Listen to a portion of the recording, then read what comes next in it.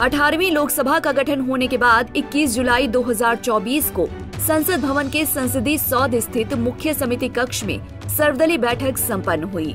केंद्रीय संसदीय कार्य मंत्री किरण रिजिजू ने बजट सत्र से पहले संसद के दोनों सदनों में सभी राजनीतिक दलों के नेताओं के साथ बैठक की। इस बैठक में विपक्ष के भी कई नेता मौजूद रहे। गौरतलब है कि संसद का मानसून सत्र सोमवार से शुरू हो रहा है। उससे पहले हुई इस सर्वदलीय बैठक के कई मायने हैं। बैठक में पहली बार लोकसभा में नेता प्रतिपक्ष की भूमिका निभा रहे कांग्रेस सांसद राहुल गांधी भी पहुंचे हुए थे। केंद्रीय मंत्री चिराग पासवान, रामदास अठावले और एनसीपी नेता प्रफुल्ल पटेल भी इस बैठक में शामिल हुए। खैर, सबसे पहले इस बैठक की लेटेस्ट अपडेट क्या है, सुनिए केंद्रीय संसदीय कार्य मंत्री किरण रिजिजू बता रहे हैं। फ्लोर लीडर्स का बैठक हुई और इस बजट सेशन से पहले एक पारंपरिक हमारा बहुत उपयोगी चर्चा हुई। मैं सबसे पहले जितने पॉलिटिकल पार्टीज के पार्लियामेंट में फ्लोर लीडर्स हैं उनको धन्यवाद देना चाहूँगा, जो आज मीटिंग में पार्टिसिपेट करके बहुत अच्छे सुझाव भी दिए हैं। कुल मिलाकर के 44 पार्टीज का, भारतीय जनता पार्टी को मिला करके 44 पॉलिटिकल पार्टीज का पार्टिसिपेशन आज ऑल पार्टी मीटिंग में हुई। टोटल 55 लीडर्स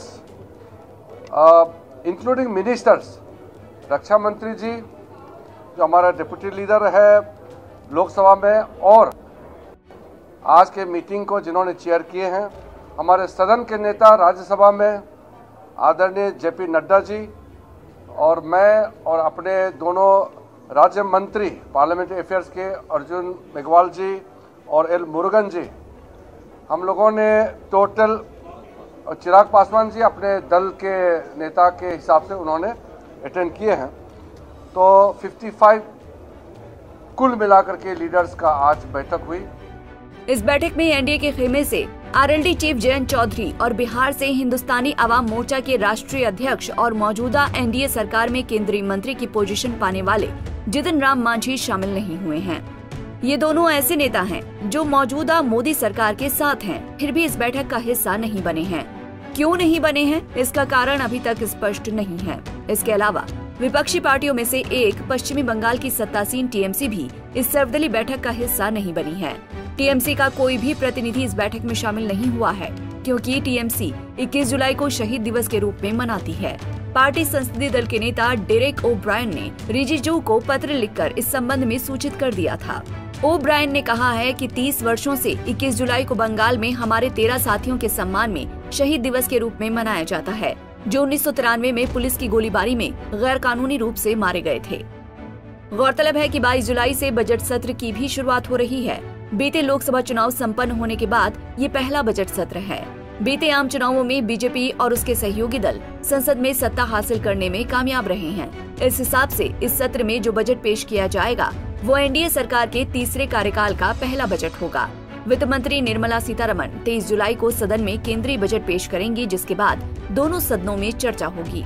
18वीं लोकसभा के गठन के बाद पहले संसद सत्र में विपक्षी ब्लॉक इंडिया ने हाल ही में नीट विवाद, मणिपुर की स्थिति और महंगाई जैसे मुद्दों को उठाया था, और नारेबाजी और शोरगुल के कारण दोनों सदनों की कार्यवाही बाधित हुई थी। राष्ट्रपति के अभिभाषण पर धन्यवाद प्रस्ताव पर प्रधानमंत्री नरेंद्र मोदी के जवाब के दौरान दोनों सदनों में विरोध प्रदर्शन भी हुए थे। लोकसभा में प्रधानमंत्री के जवाब के दौरान विपक्षी सांसदों ने मणिपुर पर बयान देने की मांग करते हुए नारेबाजी की, जबकि राज्यसभा में विपक्ष ने वॉकआउट किया था। कुल मिलाकर विपक्ष सत्ता पक्ष पर तमाम आरोप मढ़ने का काम कर रहा है, जिनमें सरकारी एजेंसियों की कार्रवाई मुख्य रूप से शामिल है। ऐसा ही कुछ आम आदमी पार्टी से राज्यसभा सांसद संजय सिंह इस सर्वदलीय बैठक को अटेंड करने के बाद बाहर आकर बोलते नजर आए। विपक्ष के नेताओं पर जिस तरह से ईडी का, सीबीआई का, इनकम टैक्स डिपार्टमेंट का दुरुपयोग हो रहा है, इस पे सरकार, ये पीएमएलए का जो एक ईडी को पूरी तरीके से दानवी ताकत दे दी गई है, इसको वापस लिया जाए और इन नेताओं पे जो कार्रवाई हुई है उसको खत्म किया जाए।